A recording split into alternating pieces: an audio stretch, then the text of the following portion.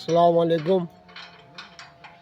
আর মুসলিম ভাইদের কাছে আমার সালাম। বাবা, আমি ইন্টারনেটের মধ্যে কিছু কথা বলতে যাচ্ছি আমার ভাইদের জন্য।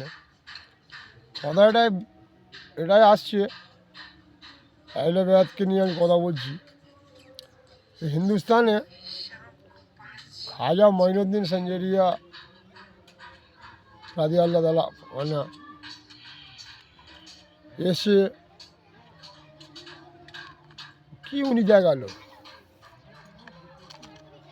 সবাই তো বলে গান বাজনা হারাম, সঙ্গীত হারাম, গান শোনা যাবে না। ৭২ দলে মৌলানা বলছে, ৭৩ দলের কথা যাবো না, ৭২ বলছে কেন? একটা জান্নাতি, উনি ওনার মাকান আলাদা, ওনার মাকান বুলান্দি উঁচা।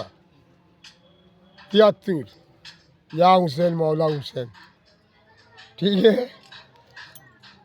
ও ও কথা আলাদা আছে। বাকি ৭২ দল দলটার কথা করছি। এরাই তো বলছে গান বাজনা যাবে না, গান বাজনা শোনা যাবে না, এই কওয়ালি শোনা হারাম, এই কওয়ালি শোনা যাবে না, এই বাজনা, এই নানা রকম দলিল তো দেখাচ্ছে। কিন্তু এখন তো ইন্টারনেটের জামানা, আল্লাহর দিন আল্লাহ বাঁচিয়েছে। এখন আর সে জামানা নেই যে একটা আমি পীর ধরেছি, পীরকে ভুল বললো, সেটা আমার বোঝার ক্ষমতা থাকতো না, কিংবা মানুষ কী বললো একটা বোঝার ক্ষমতা থাকতো না। সে কোরআন থেকে নিয়ে হয়তো না না না জেনে সে আমাদের ভুল বলে দিয়েছে, আমাদের সেটাই হয়তো মানতে হয়েছে। কিন্তু এখন তো হবে না। আল্লাহ এখন সব ব্যবস্থা করেছে, সব মওলা ব্যবস্থা করেছে, সব মওলা আলী ব্যবস্থা করে দিয়েছে। হিন্দুস্তানের বুকে উনি খাজা মঈনুদ্দিন সঞ্জরিয়া আজমিরি রাদিয়াল্লাহু তাআলা আনহু এসে কি দেখিয়েছে?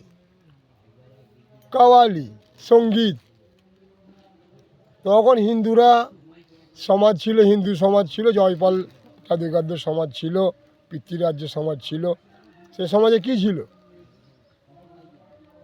গান ছিল, সঙ্গীত ছিল।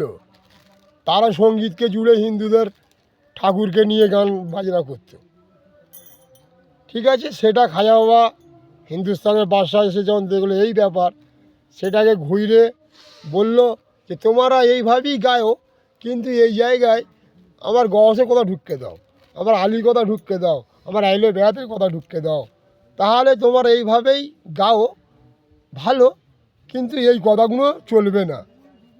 ইয়া আলী মাদাদ, মৌলা আলী মাদাদ।